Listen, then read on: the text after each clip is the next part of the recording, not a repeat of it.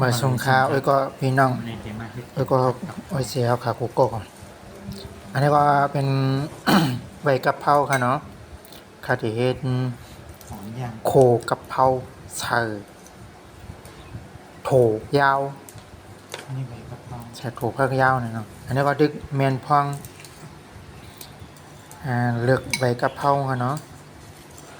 เลือกใบกะเพราเนี่ยแล้วก็เจอะไรเจน้ำเกลือเรียกเอากำใบอย่าไปเอาปากกันอันนี้ก็เป็นถั่วยาวโถพักยาวเนี่ยครับเนาะล้างเอาเรียบร้อยนะผมมาซอยนี่นะครับนะส่วนทำอะไรก็เลยซอยครับจะเฮ็ดไหนเฮ็ดไหนเฮ็ดไหนต่อโหงเฮ็ดไหนเฮ็ดไหนเฮ็ดไหนเฮ็ดไหนซอยเงืดเงืดเงืดเงืดเงืดเงืดซอยให้ปอดเล็กๆเอ็นครับปอดยาวนะเขาปอแคมเนี่ยครับเนาะซอยเงืดเงืดเงืดเงืดเงืดเงืดทำจื้อต่อเกค่ะเนาะซอยของปอใครเก่งไงนะปอใครแก้แข่งกันซอยก็เข็งก็ดึกดักดึกดักดึกดักดึกดักดึกดักดึกดักเนี่ยซอยเงืดเงืดเงืดเงืดที่ไหนกำไรก็ซอยพักหมี่เนี่ยค่ะเนาะซอยพักหมี่เนี่ยก็คาเดใส่พักหมี่หวานเนี่ยแต่ในห้องพักหมี่หวานเขาเรียกว่าพักหมี่โหใหญ่ๆกันนะเนาะเป็นห้องมีจิ้นเนี่ยครับต้องมีเคเนี่ยครับในก็ซอยในก็ซอยเห็นไหมครับเนาะคาเดใส่เพิ่งมีหวานใน1 โหนะครับเนาะแล้วก็อันนี้ก็คาดึกเตรียมเอาหมักเพชรเนี่ยค่ะเนาะหมักเพชรเลี้ยงอ่ะเขาได้คำหมักเพชรเอ็ดค่ะเนาะมันจะว่าเอ็ดนะอันนี้ค่ะใส่โฮกป่วยนะคะเนาะใส่โฮกลูกนะคะหมักเพชรแหลงหมักเพชรชุกแหลงนะคะเนาะนี่ครับทำอะไรก็ขึ้นมาซอยหมักเพชรค่ะเนาะนะคือเพชรมันจะออกนะครับเนาะซอย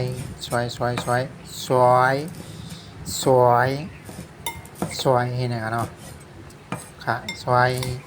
ให้เป็นเหลี่ยมๆนะครับเนาะแล้วแต่ครับเนาะเผาเกี๊ยวเจอก็เกี๊ยวเจอนะพวกเผาเกี๊ยวตามเอาเนี่ยก็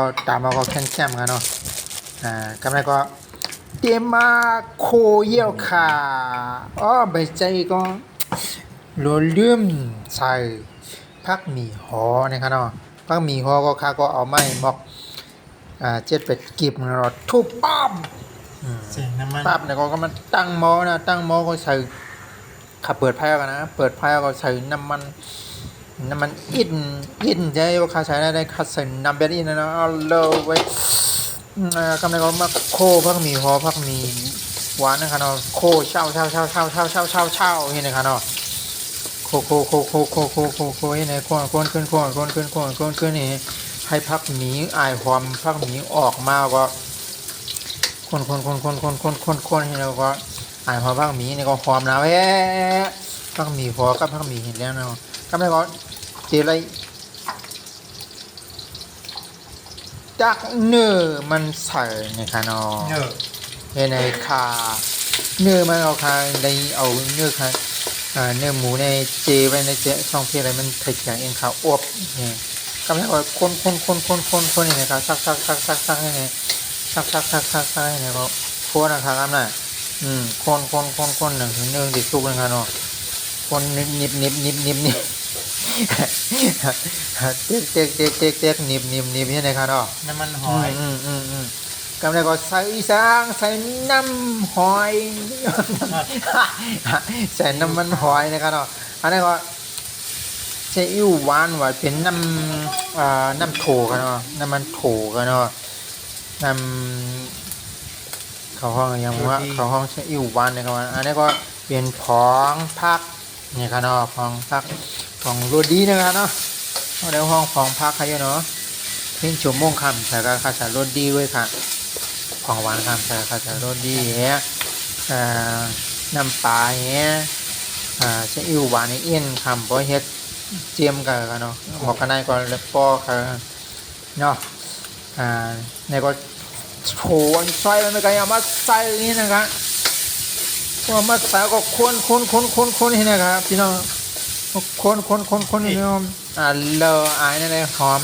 ปีใจเอานั่นก็ใส่บักพริกอันเขาซอยไปกันเนาะพอใส่บักพริกเจ้าหน้าก็จะเลยเกี้ยนนี่ค่ะเนาะพวกเกี้ยนมาก็คงเห็นกันนี่ค่ะเนาะ ครับ ทำไมเฮ็ด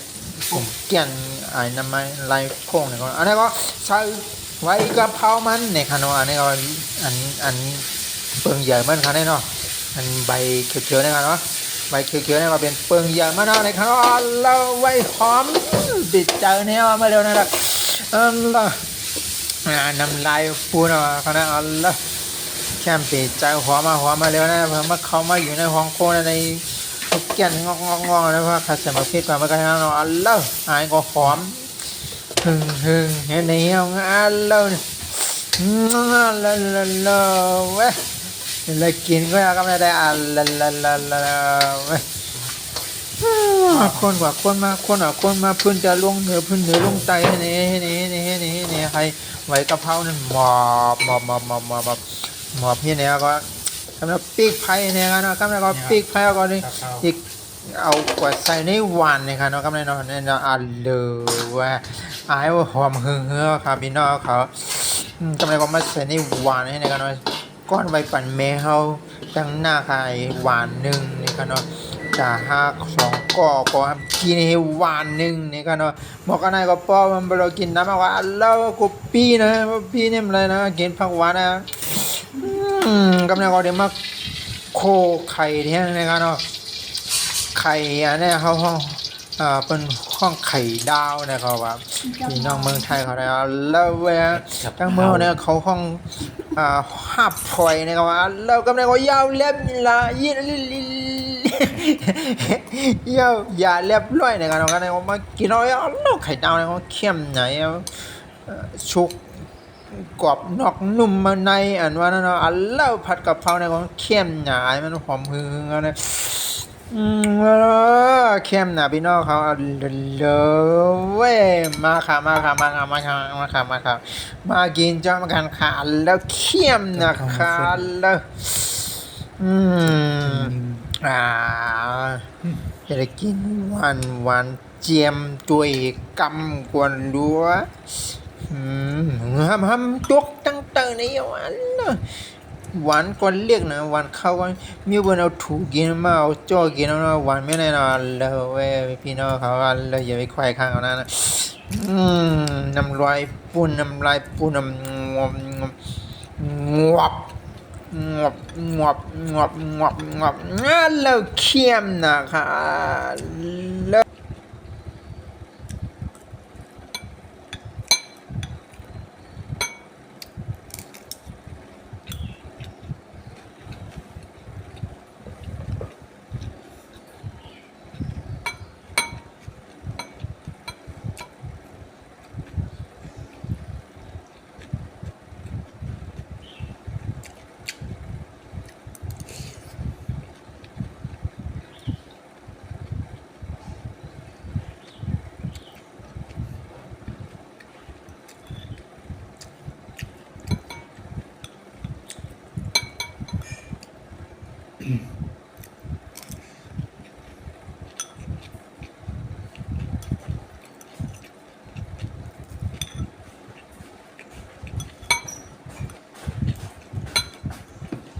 พ่อมันอ้อยว่าเถอะ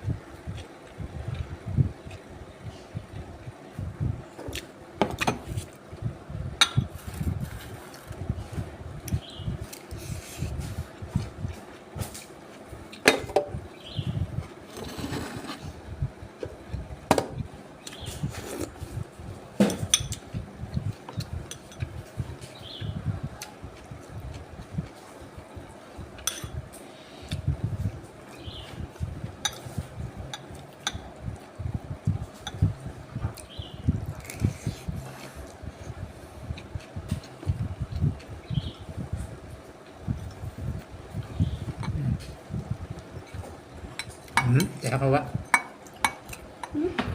ใครแต่ก็ นิดเดียว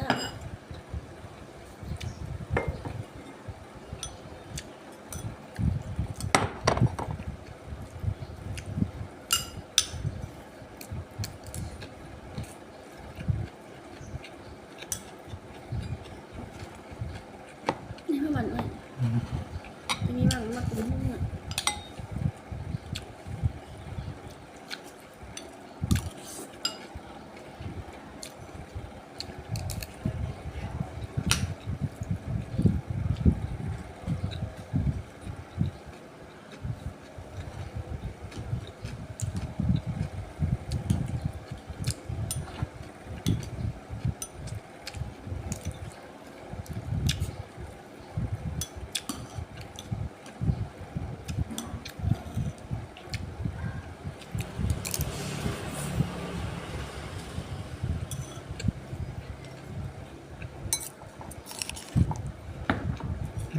เอามะม่วงนะเอาวันสองมื้อ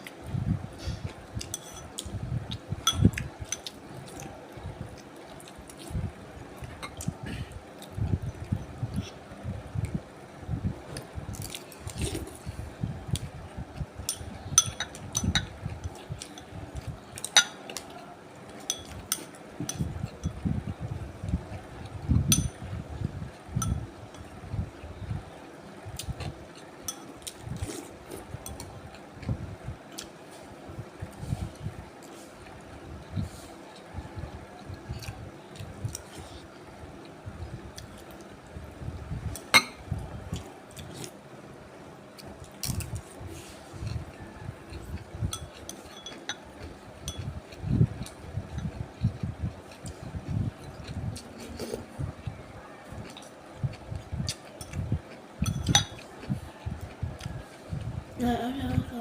เพราะ ฮะ เพราะ พ่อ